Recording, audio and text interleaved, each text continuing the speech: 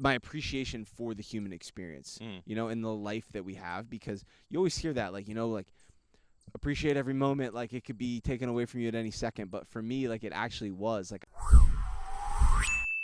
Ladies and gentlemen, boys and girls, welcome back to the Athletes Podcast. This is episode 193, featuring Dominic Fusco. Dom is a former Dickinson College football player. He's the host of the Pure Ambition podcast. He's a former strong safety, now turned strong human being.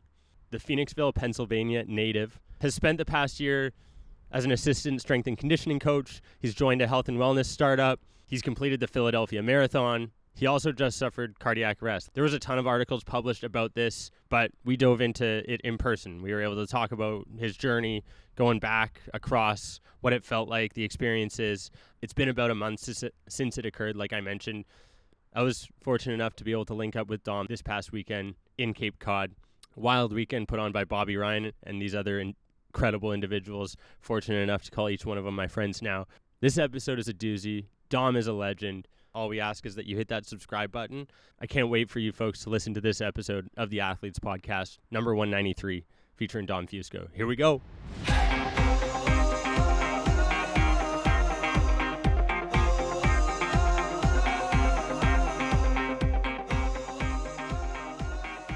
Let's get Cheers, a little, buddy. let's get a little cheese. Cheers. A little black coffee. A little black cup of Joe. A little Swapcast. There we go. Swapcast. Can't beat it. Outside. Grounding. Grounding. Getting Oh my a gosh. little sun exposure. We won't show we won't do the sun sack yet, but no comment. yeah. No comment. Dude, Cape Cod brings everything out of the boys, you know. Oh my gosh. Training man. camp. Training camp. It's been legit. It's been legit. You came across the country into another country. Across the to be continent. here. Across the continent. That was a mish. I'm not gonna lie. You said BC, British Columbia, and I thought that was the East Coast side of Canada. And then I realized I was wrong. But we got a nice Canadian geography lesson. I was gonna say geography. You're probably not worried about what's going on up north, down in the south, eh? No. Yeah. Yeah, I mean, I'm down in Texas. I'm a long way from the Great White North. But what is crazy, dude, is I'm still blown away by the fact that 90% of the Canadian population lives within 100 kilometers of the border. That's just absolutely absurd. Some fun Canadian facts for you folks. Just tuning in here to the Athletes or Pure Ambition Pod. Athletes and Pure Ambition collab. I love it. It's long overdue. Probably like what, a year and a half at least. Yeah, about that. Because we connected on LinkedIn. Yeah, and then Instagram, and then Yeah. Bobby. Yeah. Who's brought us out here to his spot, Cape. It's legit. And it's so funny, podcasters too. Like we just know. Oh yeah, you know that guy. You know that girl. Oh, of course. Like most connected people in the world. And amazing. The war on oats. It's Yeah. a thing. You know, bringing Louisa and Nicola into the picture. You know. Yeah. Wow. I don't know where we gotta. Where do we start for this, man? Where do we start?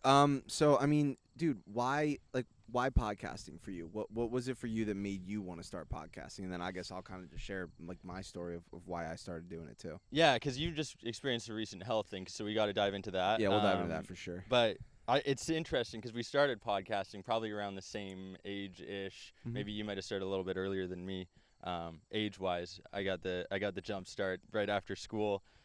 Just realized that I still wanted to be involved in the sport world, still wanted to chop it up with athletes, knew that I had more to deliver to the world than going to work a corporate job 9 to 5. My boy Gary V was preaching podcasts during that time, 2019, finished up the undergrad of sport management at Brock University, and was like, you know what? I feel like I know enough people to at least start a pod, chop it up, talk to people locally in Niagara. And it was sick because it was just like 45-minute conversations with people, learning way more, doing some research, and then COVID hit. So went from virtual to, in-person pod that was local because, didn't really have a travel budget at the time. And then everything virtual once COVID hit. So then it became global. You could reach out to anyone, power of social media. And then, man, been rolling ever since, once a week. And I just felt like I wasn't good enough to go to any sport professionally, but I played everything growing up. So I was like, I know enough to chop it up, learn from these people. And I really wanted to make sure that I shared with the next gen the lessons that I wish I knew growing up. Like at 15, 12, when I wanted to become a professional hockey goalie or make it to the PGA Tour, like I wish I had conversations, interviews with the best athletes in the world to learn from. And, it wasn't out there. So I'm like, screw it, let's make it happen. If no one else is going to do it, why not do it ourselves, right? What's been the biggest struggle that you've faced along the way? It's a good question. Balancing everything. I think spinning a couple plates in the air, not letting anything fall. Having relationships, not as many, like close friendships when you're bouncing around North America trying to podcast. People don't necessarily have the same aspirations. I'm sure you feel that. We were talking about that earlier, just around like, if you want to achieve extraordinary things, you have to put in extraordinary work, and not everyone shares those same aspirations, put it that way. All right, so I want to just like piggyback off of that. So you mentioned like just balance, and I think for me, you think about the word balance too. You think about in the word like homeostasis. It's bringing the body back into balance. Like you're always, what was that? Oh, you got a nice fly. A little extra protein. Well, yeah, exactly. Cricket protein, baby. So you think about balance, like you think about homeostasis, and like you're constantly just trying to bring the body back into balance. But I mean, you've interviewed some of the top high performers in the world, right? They don't get to where they're at through balance.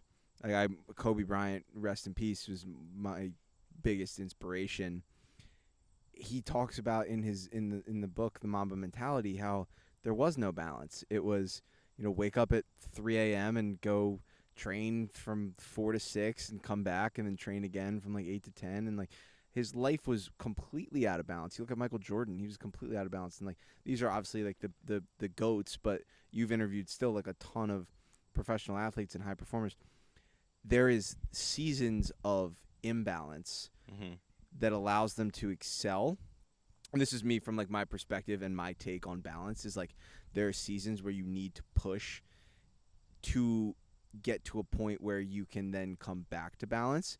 Because you think about these athletes too, like there is a time period where they go back and they do find balance. Like Michael Jordan even talked about after a season he would take like like a month at least a month, wouldn't touch a ball, wouldn't do anything, and then he would come back and he would get right back to work. So do you feel like you've been able to kind of navigate through like seasons of imbalance a little better as you've been doing it for coming up on like what 4 years now?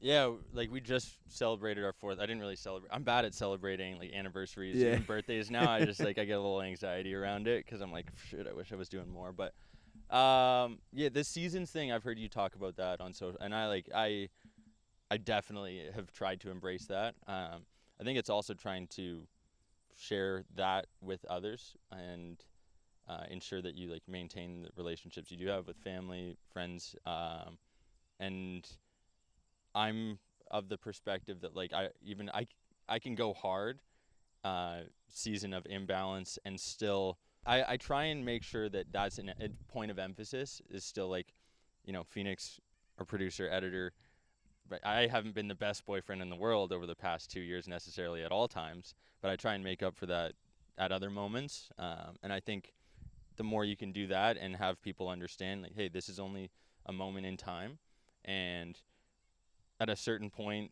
like you and I, we've both realized the power of compounding is crazy. And you know what? In a couple years, we're not going to have to send 20 emails every day outbound trying to source out new people to come on the pod. It's going to be the inverse, right? And you're going to have inbound. But that doesn't happen overnight. And people realize that, hey, like, sometimes you got to put a lot of effort in at the beginning to reap the rewards in the long term. So I don't know if that answers your question. I look back at like a guy like Mitchell Hooper, world's strongest man. We chatted with him in Barrie, Ontario, and at Athletic Culture Gym, shout out to them. And he said something similar. He's like, man, no one else has done what we're doing right now. Like, no one else has lifted the weight that he's putting up. And so no one actually knows what the long-term effects are going to be of that. And until you actually go and do it, you don't know what you're capable of achieving. So until, we interview all of the goats until we feature we're not going to know what we're capable of doing and building. And I think that's the power of the unknown is what's so exciting about it. I love that, dude. So something that just came to mind was like one thing I've been really into is just like how you put yourself into like a frame of mind, or how you prepare to like be at your best in whether it's competition, whether it's a podcast, whether it's a meeting, whatever else. Like like we all have points in our lives where we need to show up like at our best, right? And it's so interesting. I've always been very fascinated by athletes and high performers and like what they do to prime themselves to perform, whether it just be for a training session, whether it be for a game, whether it just be for like their day to day. How you prepare it like ultimately dictates like how you're going to be able to show up. Like for this, we got up and we got our water, we got our electrolytes, we got our movement in. Like I got my walk in, you got a little bit of run in, We got our black coffee. we got our black coffee. Like that, I got like a couple minutes of just deep breathing, like just to put myself into the present moment. Like that for me, like I know that I can't just like be on my phone scrolling before I hop on like a conversation with somebody. Like I'm not going to be able to show up. Just like if I'm about to go for a long run, I'm not going to like eat 5 donuts because I'm not going to be able to perform my best on that. So long-winded question, but like what have been some of the really interesting ways that people have shared with you on like how they're able to kind of prime themselves to perform at their best?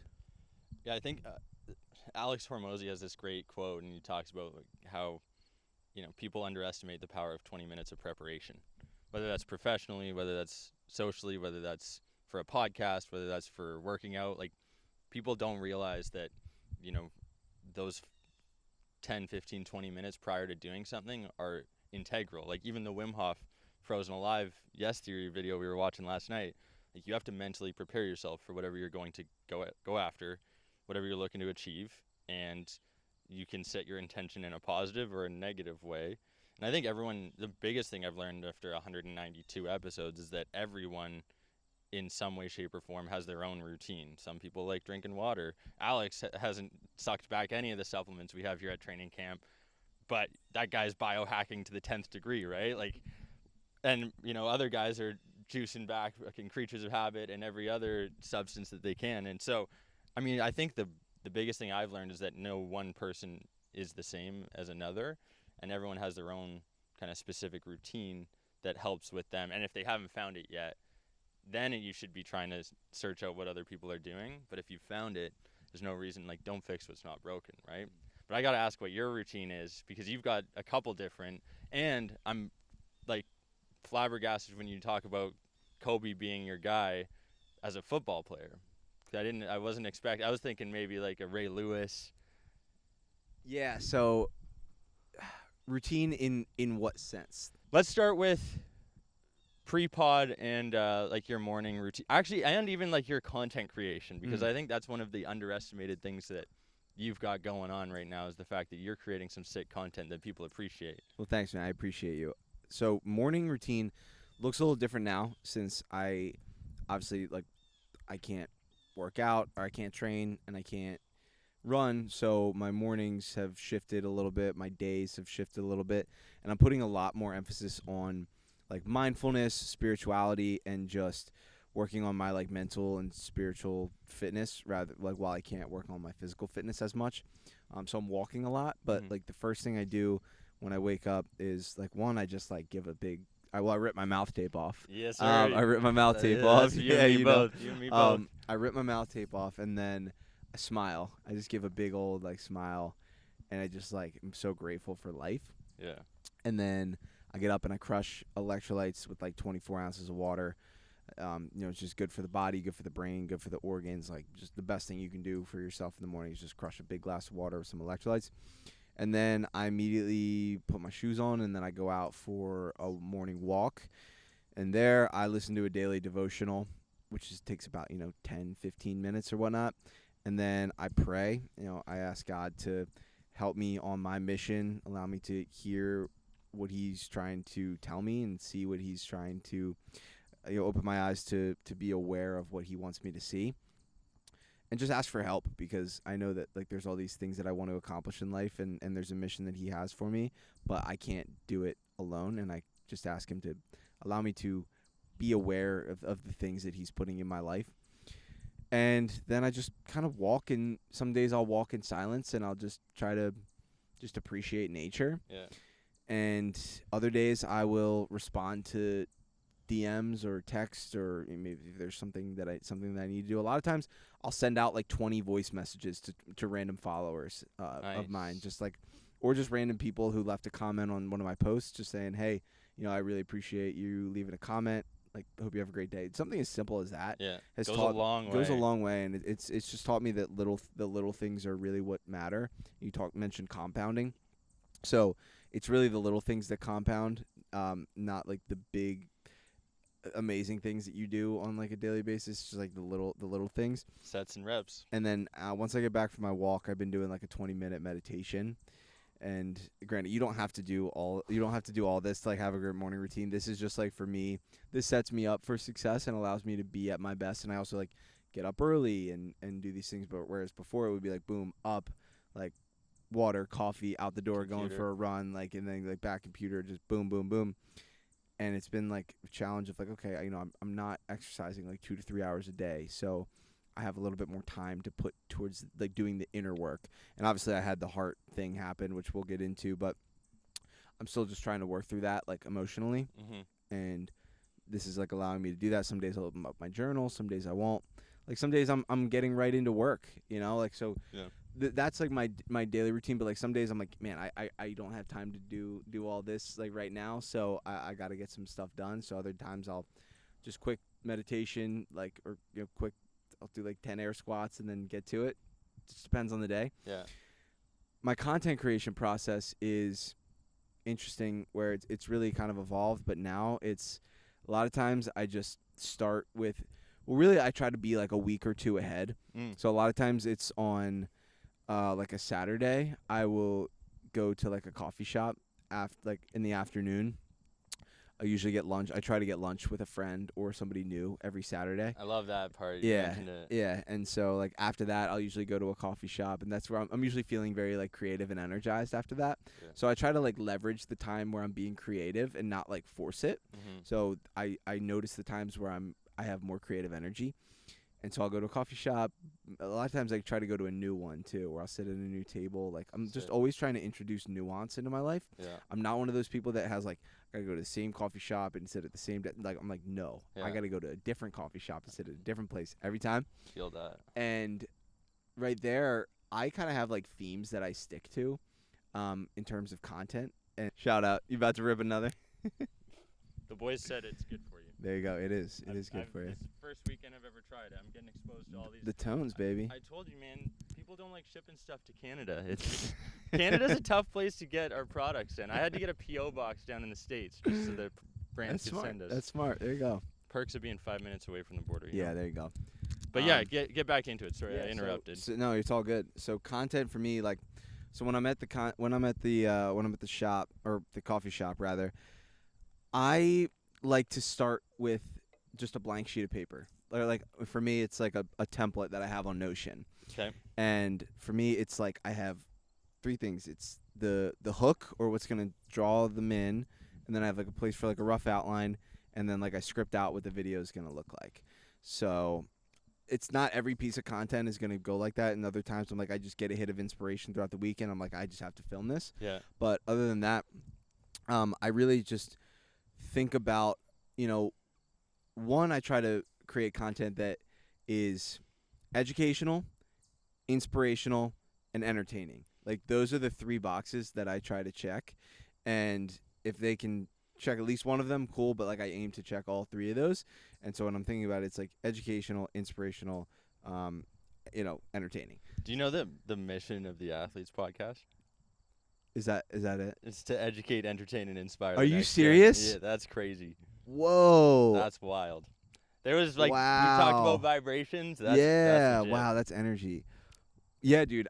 I did not know that. Yeah. But that is just the 3 boxes that I always try to check. So that's wild.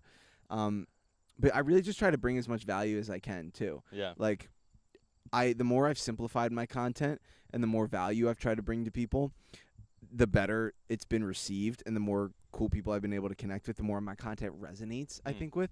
My mission in life is to inspire and empower 100 million people to become the happiest, healthiest, most fulfilled version of themselves. And so, like, my content has to align with that. But also, like, we were talking about, we're reading the book, The Creative Act, The Creative Act, by Rick Rubin right now. And I've had to, like, implement discipline for myself with content so that I can be, like, more creative. So for me, it's like that Saturday afternoon is my creative, like, flow time where I'm just like, I'm having fun, I'm brainstorming ideas, I'm seeing what works, I'm starting to outline stuff. And then, Tuesday for me is more of Sunday is like my reset day. Monday is my more like administrative, like I do all this stuff that I don't really want to do. We do it all on Mondays. And then Tuesday mornings, when I'm more like I have good energy, I feel like I'm more creative in the morning. That's when, like, I'll either finish outlining all these pieces. I'll get to, like, batching all the content. Tuesday's just more of like a content creation day for me. Thursday's more of like a podcast day where I'm interviewing people. So, like, I know, like, okay, Thursday, like, I got to do something in the morning that's going to allow me to be more, like, energetic and social and things like that. So for me, it's just been like, how do I create a piece of content that, one, is going to fulfill me, that is going to bring value to others, and that ultimately, like, I'm something that I'm proud of. So those are kind of the areas of content that I try to do. And then when it comes to, like, podcasting, I try to schedule most of them in the morning because I know I'm more mentally sharp. And also, like, I haven't had any of these delicious saps or slates or anything like that because like, I do feel more sharp when I fast. Right. So, like, that's why I haven't had anything yet. But for me, it's like I know the, like, kind of states of consciousness that, like, I need to be in for certain areas of life, and then other certain areas where, like, I do, like, other things. But that's kind of, for me, like, my morning routine, my content creation process. I try to just take into account, like, hey, when do I feel most creative? Yeah. When do I not? Like, I can edit, like, at night or, like, in the afternoon or whenever. But, like, when I need to really be, like, thinking about creating this piece of content, like, how can I create the highest quality piece possible? It's like I need to leverage the time I'm in there. And obviously there's going to be times where you just need to get shit done. But for me, as much as you can, like, and I would tell anybody, like, whatever it is in your life, just try to figure out for you when the best time to do things is. Like, I have friends who, like, they can't do anything creative until after, like, 10 p.m. at night, right? Isn't it wild? It's so wild. But, like, we all have different chronotypes. We all have different genetic makeup. So, like, whatever you need to do to just put yourself into those, like, states of creativity or productivity, whatever else it is, like, just notice, like, when you feel most energized, like, when you have the most energy, attention, focus, and just, like, lean into doing those at those certain times. So key, because people go through and, like, the standardized 9 to 5, which you and I both kind of still do. And, like, that's what I admire about you, is the fact that you're able to create content, rip the pod, still have, like, a 9 to 5 gig that you're ripping, or maybe it's a little bit more flexible schedule wise, but you've got a full-time job, right? Like, that's not easy to do. And if anyone's aware of it, I'm aware too. But I think where I really am curious is, like, this new perspective that you've had over the past month since your cardiac arrest. Like, were you as grateful were you waking up every morning smiling? Were you doing those things prior to this, or was this a catalyst, like that inflection moment for you? Yeah, so I mean, look, I've been somebody who I was the kind of things that I talk about, like, I would do them, but not to the level of, like, consistency or with the level of intention that I'm now bringing to them. Like, it would more so be just, like, to check a box a lot of days. I heard this was good on a podcast, so I'm going to do it. Right, exactly. Yeah. Or, like, I'm trying to strengthen my relationship with God. Like, I'm praying every day, but, like, am I just, like, praying for things, or am I, like, actually, like, being intentional about, like, no, I'm trying to, like, make an impact on this world. I'm trying to, like, actually be, like, a leader in society. And leaders in society, like, they do everything with, like, utmost intention. And for me, I feel like I was doing all of these things, but now like I have a new level of gratitude. Like I have a new level of appreciation for each and every conversation I'm having, like this experience of being out here on Cape Cod with everybody, like those moments that a lot of times I was super grateful. Like I'm not going to say like I struggled with gratitude or anything like that before, because I didn't, but it is just like amplified for me, like my appreciation for the human experience, in the life that we have, because you always hear that, like, like appreciate every moment, like it could be taken away from you at any second. But for me, like it actually was, like I actually, like I lost my pulse, like I died. I went to the other side and I got brought back through CPR. And when I really think about that, the more it's funny, the more like things come across your plate as well, where it's like, whoa, it just resonates with you more. Like you, like a song hits a little bit different, you hear those lyrics a little bit different, or a piece of scripture like just resonates with you like a little bit more, and it just makes you watch a video and it's like, dang, like yeah, that it's life is all about like how we interpret things too. So for me, it's just been like a new level of like attention and awareness that I bring to every single day, and like just a newfound sense of gratitude. Like, oh man, like, I should probably call my dad today. I should probably call my brother today. I should probably like shoot my sister a text. It's like I don't wait. I'm like, I just do those things now, because when you have something come across your mind, like again, sometimes I'll wake up in the middle of the night now with like a thought or an idea, and I just immediately run over to my phone, and like I'll type it up in my notes before I go back to sleep. Or like if I feel like literally I need to text this person in the middle of the night, like I will, like, hey dude, I just woke up in the middle of the night and I was just thinking about you, like just wanted to say I'm super grateful for you. Like sounds weird, but like when you live your life with like this profound sense of gratitude, and also like presence, but also like a sense of urgency too. Like I feel like I just have a newfound sense of urgency, and that like my mission, it just like has like solidified, like, hey, you had this idea of like what you thought you were supposed to be doing, and like this is just like a reminder that you don't have time. You don't have as much time as you think. Like you need to act on it, no matter how little it is, each and every day. Yeah, and you're not just going through the motions anymore. Correct. It's you're physically right where your feet are, and you're experiencing every moment. His Gary Vaynerchuk, again, second time I'm bringing him up. It's like, is it micro patience, macro speed, or macro speed, micro patience? It's macro. It's macro. Yeah, something like that. But it's like you're always thinking about like I always say like macro vision, micro action. Which I don't know if that's Gary Vee, but like for me, I'm always thinking in the macro, but like what can I do on the micro level today that's gonna move the needle forward? Yeah, and it's so necessary. Yo, should we do a Saps kickstart for Pelkey here? Since he's oh, come on, son! One-handed just too. Because he's walking by, I had to. I had to spill a little on my shirt too. Get those electrolytes in. And what's been your kind of learnings over the past, because you're at 2.5, 3 years for Pure Ambition. I know you've had a little. Started in April of 2020. And you were a sophomore? I was a junior.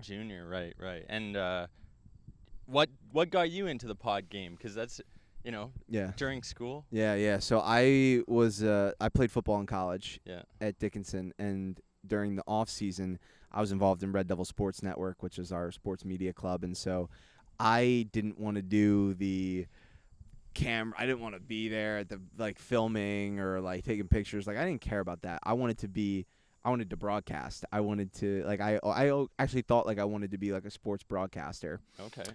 Even though I studied international business and economics, but because I went to a liberal arts school, so we didn't have those like you couldn't major in like sports management or business admin. Like it was international business, and like you be a part of Red Devil Sports Network. So I started spring of my freshman year broadcasting lacrosse games.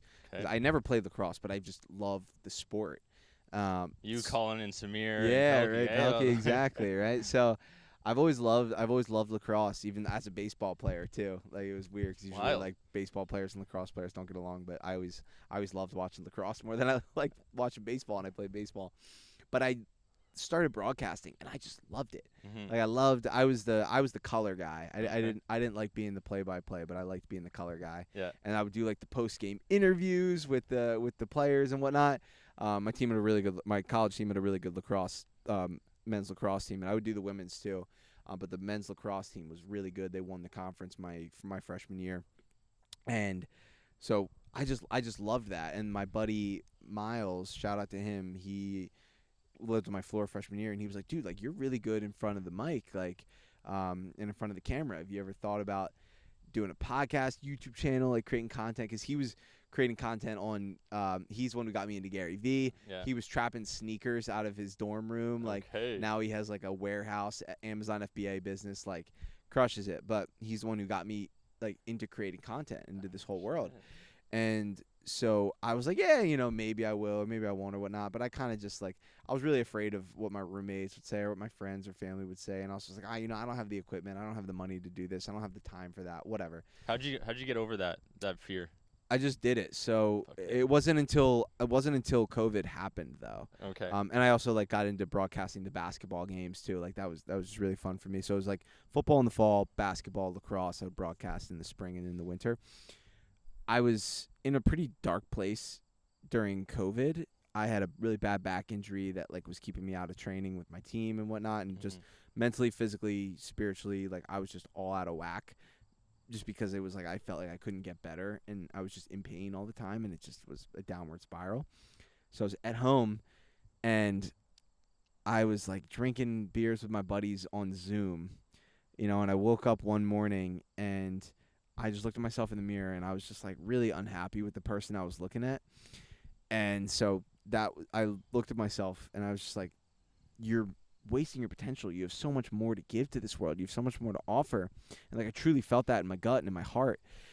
And so like I just said, today's the last day that I'm not gonna. Yesterday was the last day where like I'm done not taking full ownership of my life. Like from this point forward, like I'm taking full ownership of my life. I'm gonna get myself healthy again. I didn't know what that meant. That day too, my friend Miles sent me a post by Gary Vee, and there was like, you'll never regret the things that you try and like fail at, but you'll always regret the things that you never try. So like all that happened in one day, and like it was just like, for me, it was like I got to start a podcast, and I had no idea like what it was going to be on. I didn't know what I was going to call it, whatever. But like I just started, and I just created. I texted Miles. I was like, dude, how do I create a podcast? And he was like, Anchor. I was like, okay, cool. So like I was like, what do I call it? And first thing that popped in my head, I was like, Days with Dom. All right, cool. I was like, we're gonna rock with that. And I knew in my head like this isn't what it's gonna be called forever, but I need something to start with. Yeah. And so I was like, all right, cool. I have an idea. I have a name. Like I set everything up. I recorded like a quick 10-minute episode saying like so much darkness in the world, and I want these conversations and these podcasts to just bring a little bit of light. So I was interviewing everybody. Like I was interviewing like comedians, artists, athletes, just like literally any entrepreneurs, anybody and everybody to just pick their brains. And I'm really glad I did that. Yeah. Because I got to talk with so many people from different walks of life, and ultimately realize like, yo, I love this all the health and wellness conversations that I was having, and it really made me want to dive deeper into that. Not forced me, but like it inspired me to get my personal training certification, my nutrition coaching certification. I was like, I want to help people feel the way that I feel, like in with what health and wellness is able to do. Diet, lifestyle, nutrition, exercise, sunlight, sleep, meditation, breathwork, yoga, like all the things. Yeah. And so I ended up taking a gap semester in my senior year of college, my senior spring. I was literally one day away. I was literally about to pack up my car and head back to campus for my last semester, and something was telling me just like, don't do it. Whoa. And so I literally, without telling my parents, filled out the leave of absence form, withdrew from college from that semester, and told my parents like, I'm not going back this semester. They're like, you're dropping out of college? I was like, no, I'm not doing that. Just hit a pause. But I just hit a pause, and I didn't have anything lined up. I didn't have an internship. I didn't have a job. I didn't have anything.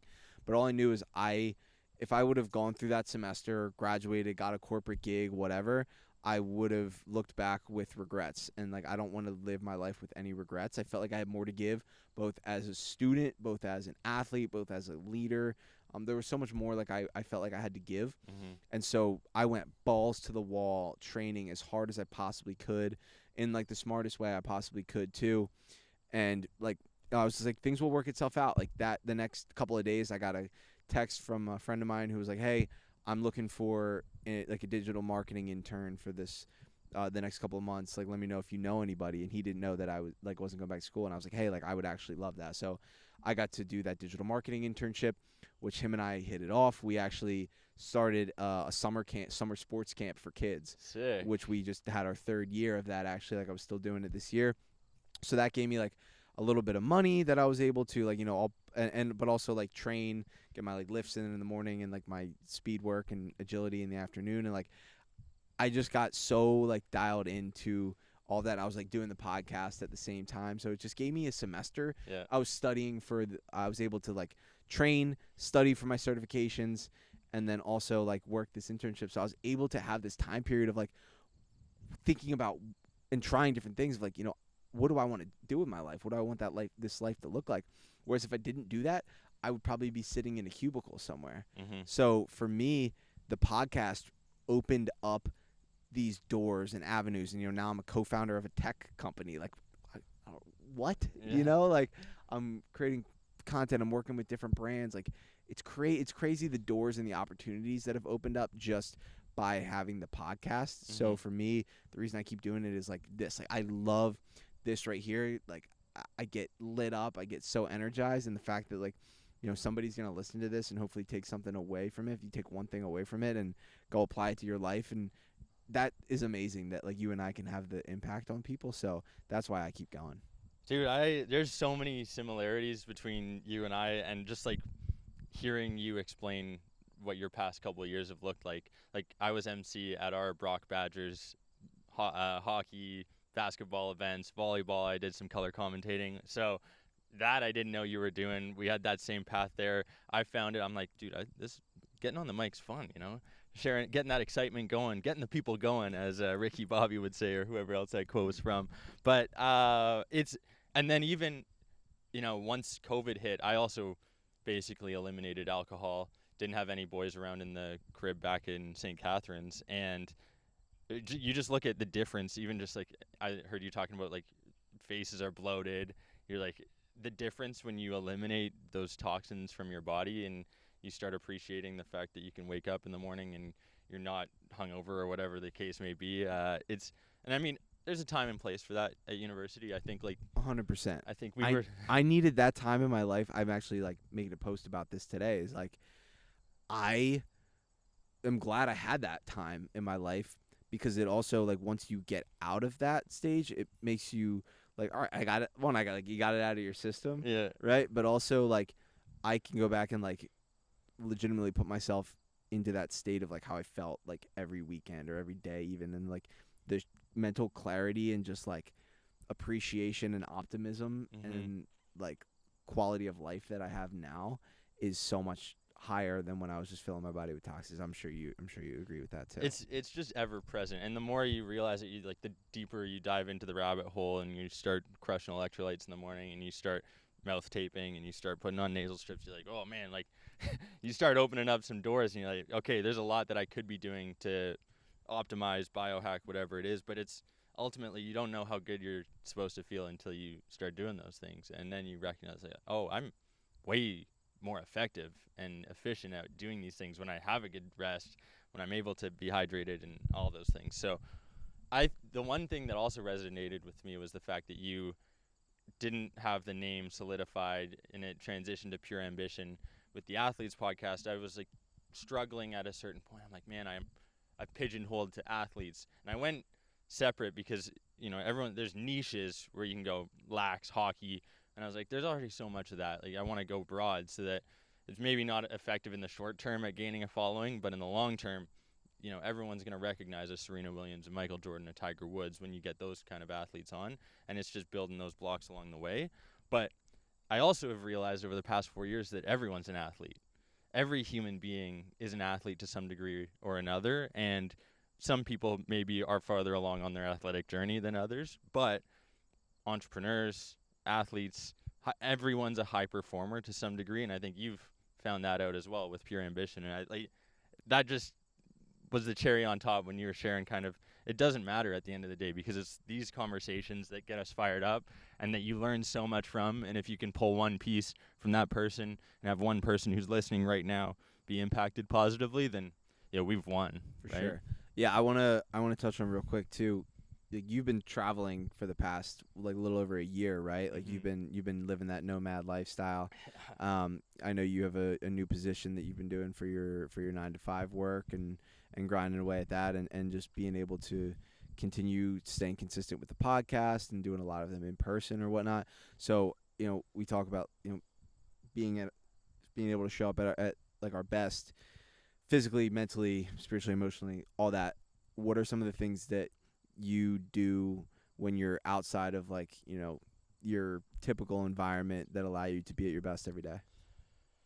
I honestly go back to the electrolytes in the morning, the mouth tape at night. As crazy as it sounds, like those are the two staples that I just I can't live without. Having a dark room, that's again, those are like bookending your nighttime and daytime. I like to have tea at night with the girl from 9 to 10 before we go to bed. That's like our nice.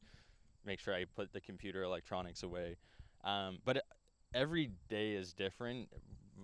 The past year we haven't slept in the same bed for longer than like 1 or 2 weeks at a time, which is pretty wild to think about.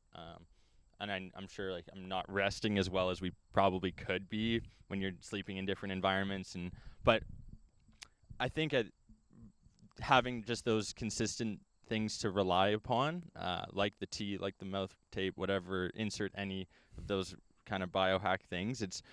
Those are the rituals. And I'm not a spiritual person to the degree that you are, but I've also noticed that it seems like a ton of athletes have obviously incorporated it, and religion's something that I've definitely looked at potentially exploring further, because I think that's another thing that could help maintain that consistency despite maybe not having it with our surrounding environment. But I think it's part of the seasons thing that you talked about, 100%. right? And it's just a season of our life right now. We're going to look back in 5 years when we have mortgages, house, kids, whatever, and it's like, that's, we would not have been able to experience what we have over the past year if we had, settled down after school, chilled in one space. But I also think that the podcast, again, is one thing that's allowed for us to travel, see these incredible places, a ton of the U.S., a ton of Canada, and I would not trade that for the world. And I think being able to have a partner like Phoenix be a part of that has helped as well. I don't think I could have done it I know I could not have done it on my own, actually. And I think that for anyone who's trying to do something, start their own podcast, build a company, it's really hard to do on your own. And I think having a support network, I'm super grateful for my parents. Didn't appreciate it as much, during school. Like you said, I should probably call, text them. And I'll be honest, I was not good at keeping up with them. I part of the reason why I left BC, Vancouver, moved out to Toronto was I wanted to become independent, do my own thing after high school. And I realized that, there's a reason why people stay at home and have their support network, but there's also a reason people leave, and you need to learn along the way what works best for you. And I think being able to come back, realize, there are good aspects of being at home, spending time with family. It's a learning experience from top to bottom, and no one's perfect. And if anyone out there is claiming that they have the perfect life or that it's probably just on social media. And I think that's what I appreciate about podcasts, is that you get to dive deeper and ask some real questions and find out whether that person's just a surface level success or whether they're actually deep down happy with who they are. Who is your dream guest? I look, like I mentioned, someone like Serena Williams, a Tiger Woods, a Michael Jordan, a Wayne Gretzky. Those are the stereotypical answers from the GOATs of the athletic world. I honestly want to chat with everyone I possibly can. So one of the things that I've, past 4 years, it's been a lot of people our age and our generation, at least at the beginning, and now it's trying to spread out the age, the demographics that we're hitting, and make sure that I have conversations with like a Bobby Orr or, people who are aging out, and, having like a guy like Kobe, for instance, rest in peace.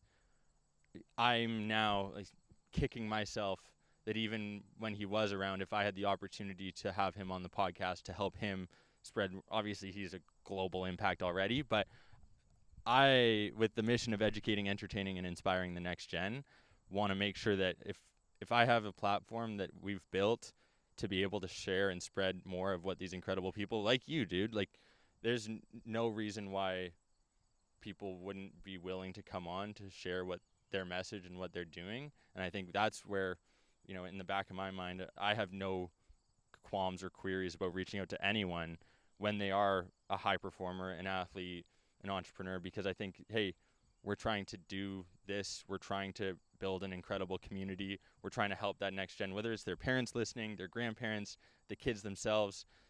Like we said, if one person is impacted positively, it's worth doing.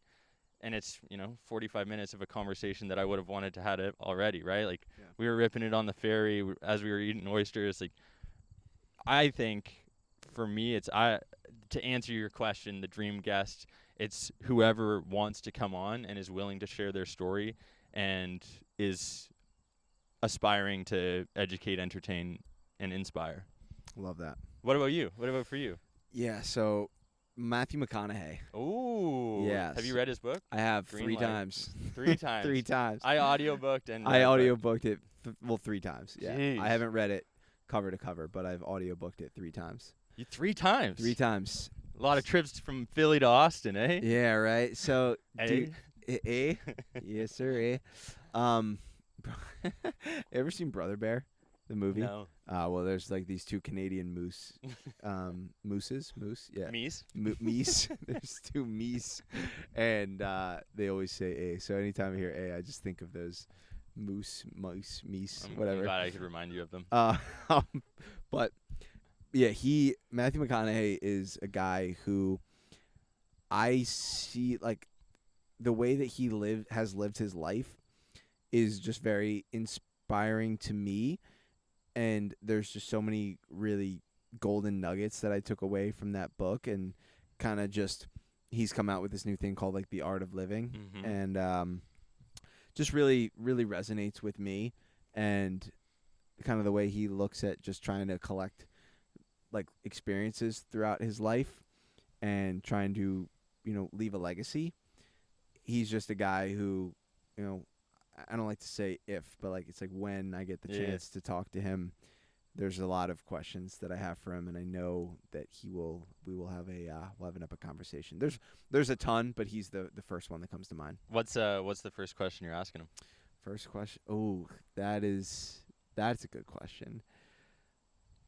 As you ponder, As I ponder. The canoe? He takes the canoe around, right? That's his trailer. He brought that up to Squamish, which is in BC. If you haven't been, we'll go there. We'll do the cheap never hike. been to Canada. Dude, first 100K at least, first 100 miles. Sorry, go ahead. What's your question? The first question I would probably ask him is,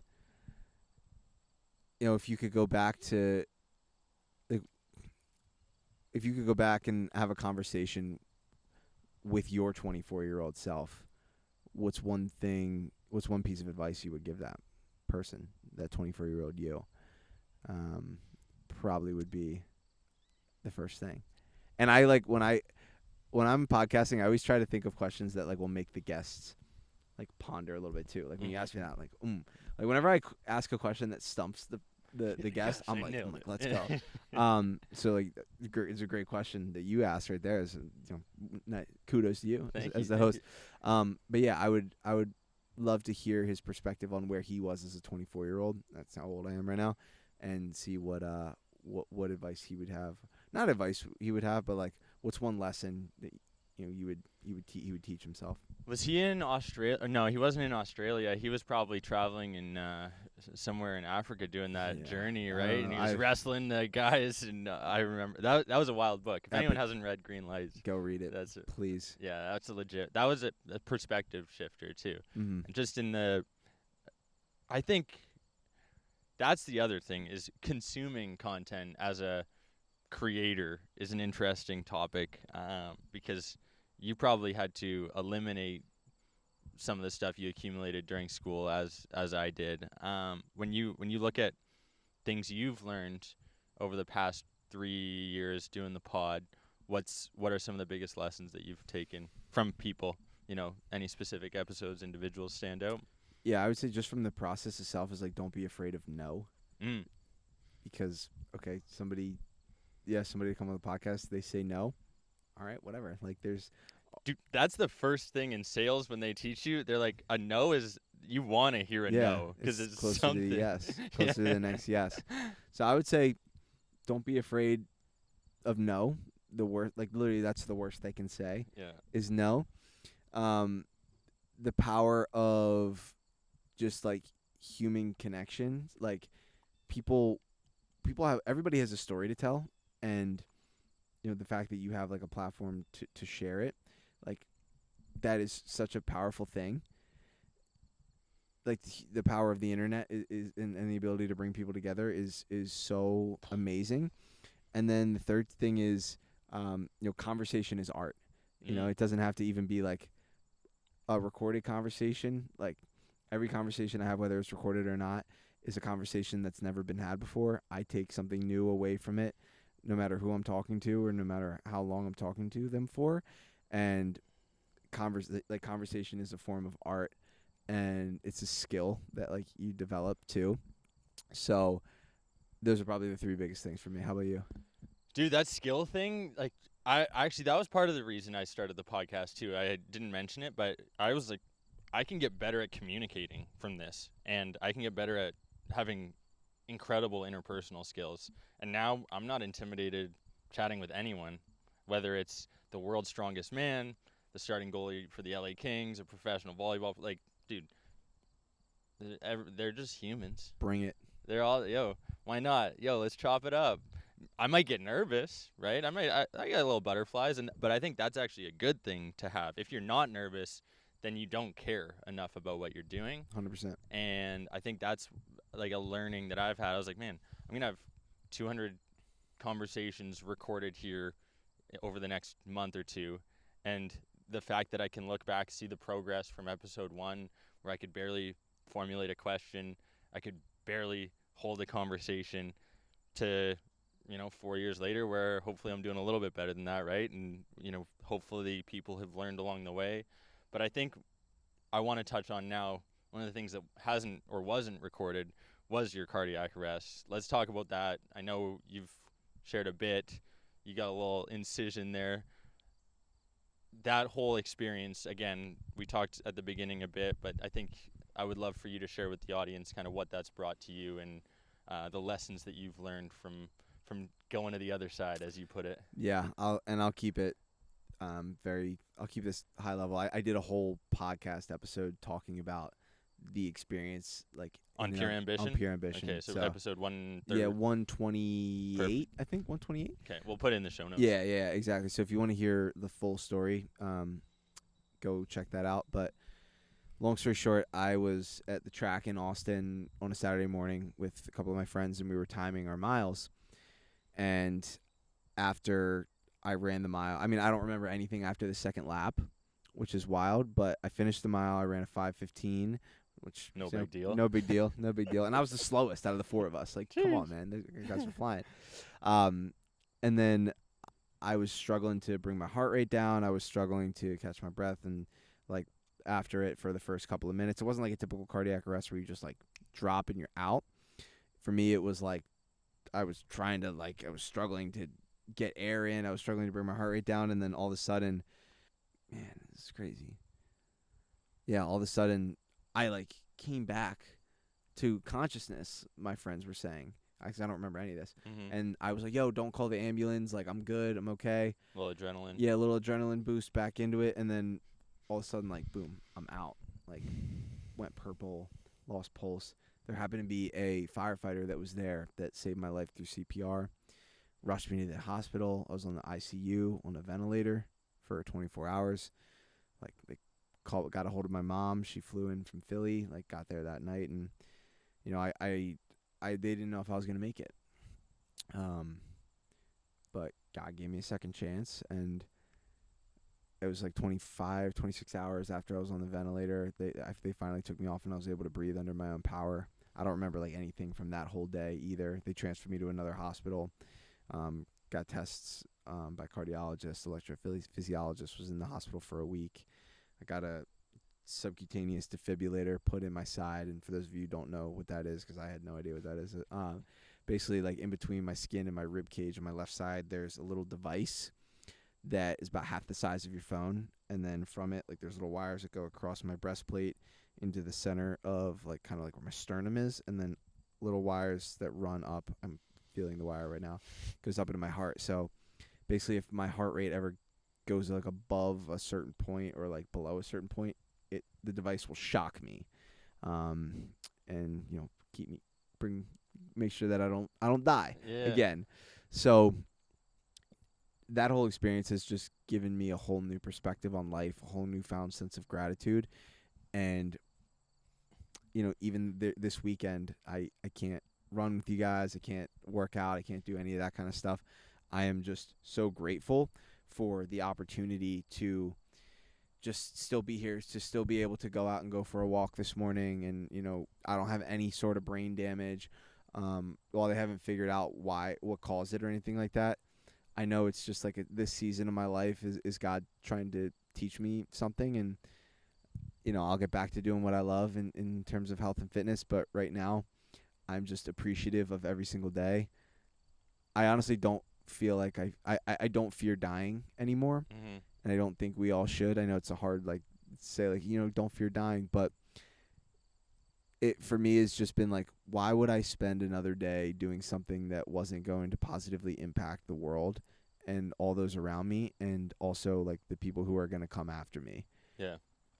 All of my time every day is spent thinking about how I can amplify the impact that I can have during my time alive. So that's a short intro to a very, very long story and journey that I'm still working through. Yeah. Well, dude, kudos to you for being here, because that was a month ago, roughly now? Yeah, just about a month. Dude, to have gone from that point where you're, you know, escaping death to out here with the boys, still making it happen, still getting your steps in, like, I think, and you've touched on, like, being, whether you were towing with overtraining, and, like, maybe this is a way to bring back some of that quote unquote balance, maybe this season's. Yep.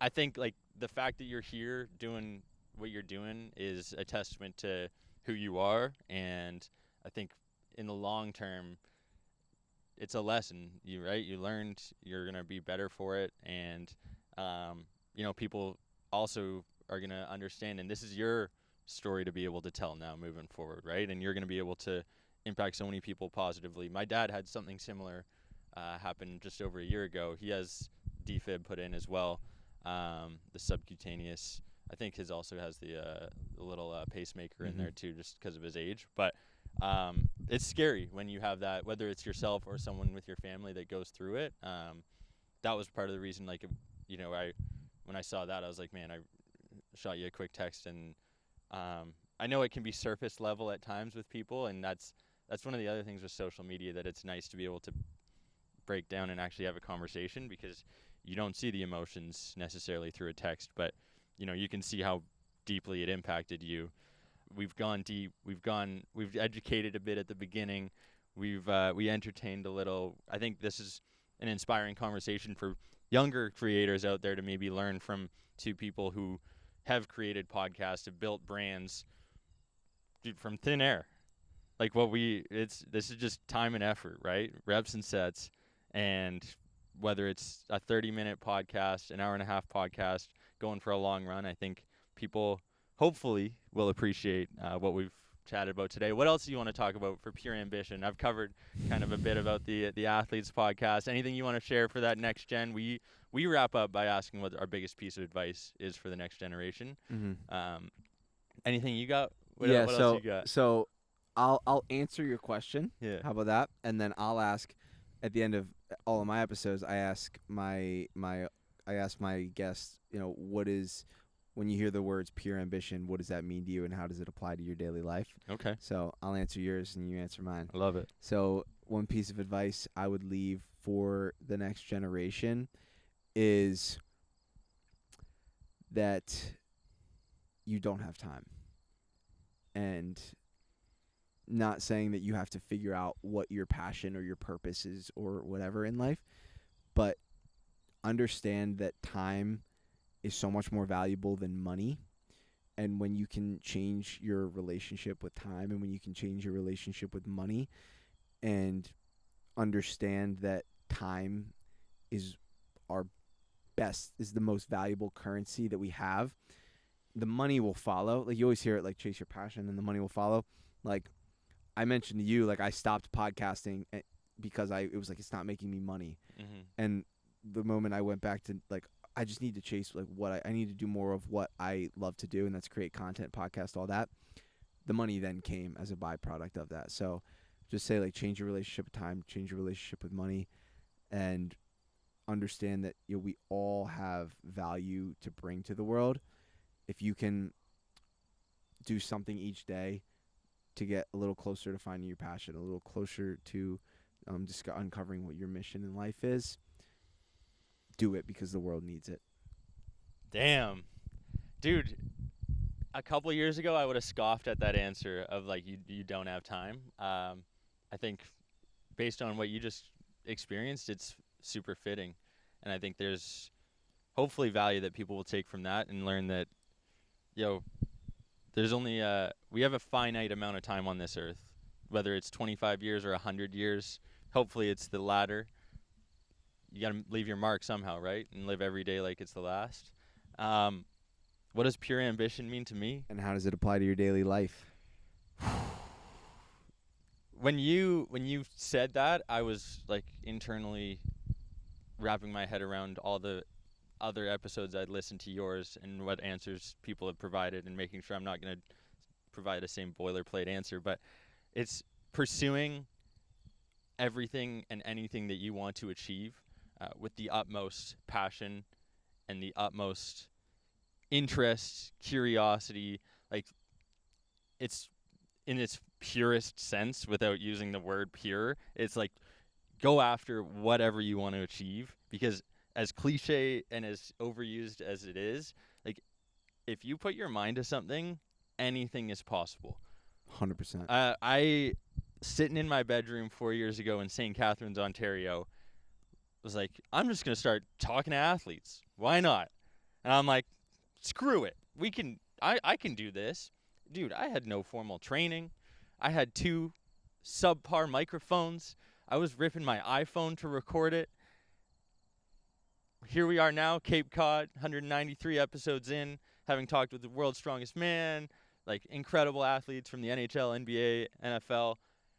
Dude, anything you want to get after, if you do it with pure ambition and pure intelligence, intensity, living like today might be your last day, dude, anything is achievable. I don't want to be cliche, but if you pursue your passion, if you're a Joel Embiid and enjoy the process, respect the process.